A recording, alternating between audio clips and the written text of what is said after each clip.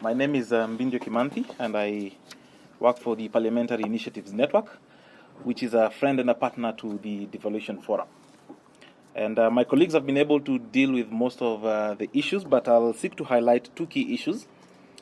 And I think the first is both issues touch on the management of the fund, and that any law that is made is supposed to address a certain gap or respond to a certain problem.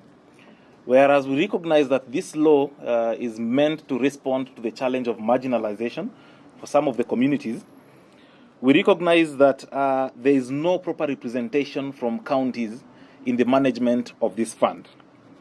Now it's even more complicated now that it has been moved to the constituencies. And so that is something that is missing and is a gap within that bill.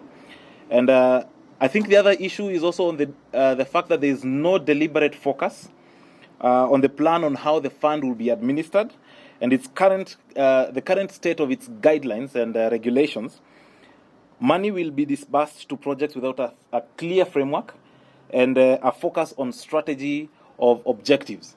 And so at the end of the day, if there is no clear objective as to why money is being disbursed, then you beat the purpose. We actually want to ask yourself if the purpose of achieving, if the purpose of dealing with the challenge of marginalization will actually be achieved through the structure as it has been set out. And then the second issue is on the board. It talks about the CS. Of course, it has highlighted the PSs and from different ministries that are in the board. But it also provides for the CS to appoint other 4 members of either gender. And it is not clear what is the formula for appointing these 4 people and what are the qualifications for consideration, whether they are supposed to be people who are actively involved in public service or in the private service. And I think that is a gap, that it does not highlight a set of qualifications of people who can serve on the board.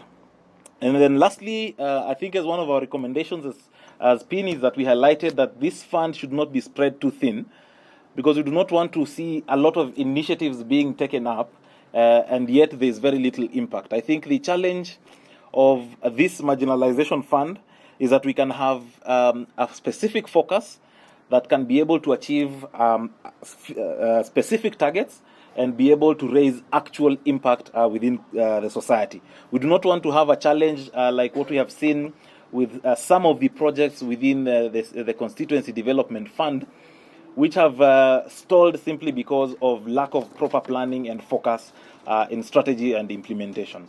And so those are the issues that I would like to address, and thank you very much.